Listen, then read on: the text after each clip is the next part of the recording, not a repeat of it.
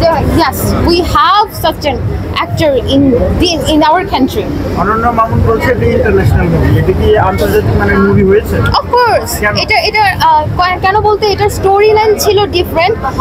একটা ক্রাইম স্টোরিকে কিভাবে plot twist দিয়ে এবং রাইজিং অ্যাকশন, একের পরে একটা রাইজিং অ্যাকশন থাকে, কিভাবে সুন্দর একটা স্লট, পুরোটা একটা প্লট ছিল। তো প্লটের দিক থেকে এবং স্টোরি লাইনিং এর দিক থেকে আমার মনে হয় এটা ইন্টারন্যাশনাল পর্যায়ে নেওয়ার মতো।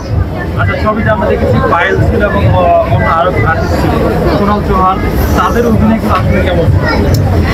পায়েলের অভিনয় বলতে আমার তুফান মুভিতে মিমির অ্যাক্টিং খুব ভালো লেগেছে। ওনার ক্যারেক্টারের সাথে ওনার সিনক্রোনাইজিংটা খুব ভালো ছিল।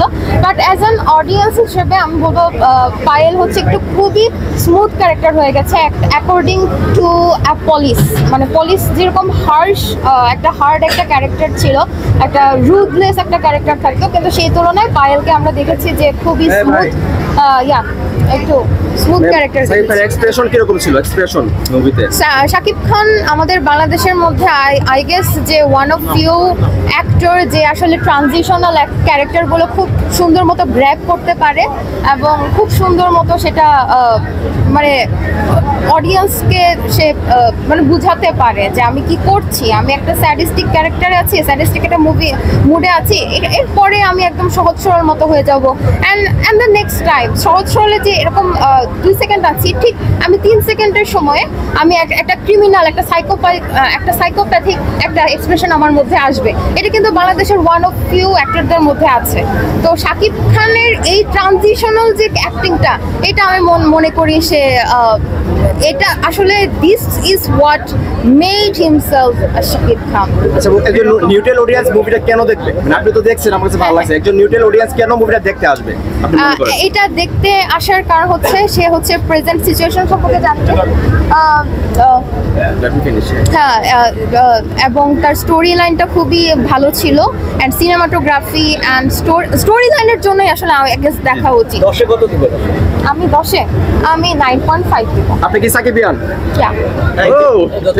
এই জেনারেশন জিএনজি আসলে সাকিবের মুভি দেখলে একটু নাক শিটকায় অনেক সময় বলে, আসলে আপনার তো আসলে জিএনজি, তো সেই জায়গা থেকে কি বলবেন? জিএনজি বলতে আমি মনে করি যারা জিএনজি নাক শিটকায় তারা, আমি মনে করি যে তারা জেলাসি থেকে হতে পারে এবং তারা হয়তো বা শাকিব খানের সবগুলো মুভি দেখে নাই। আর শাকিব খানের যদি সব মুভিটা দেখা হতো তাদের, তাহলে তারা অন্তত বুঝতে পারতো যে শাকিব খানের ইমপ্রুভমেন্টটা কিন্তু ডে বাই ডে হচ্ছে।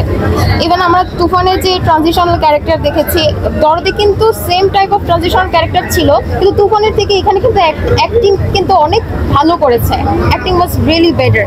তো তার ইমপ্রুভমেন্টটা তারাই দেখতে পারবে, বুঝতে পারবে যে শাকিব খানের মোটামুটি কয়েকটা ছবি যাদের দেখা হয়েছে। সো এটাই। শাকিব খানকে কি সামনাসামনি দেখছেন?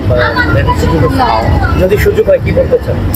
আমি বলতে চাই যে আপনাকে 150 বছর 200 বছর পর্যন্ত বাঁচায় রাখার তৌফিক আল্লাহ দেখ, যাতে আপনি আরো ভালো ভালো মুভি আমাদেরকে উপহার দিতে পারেন।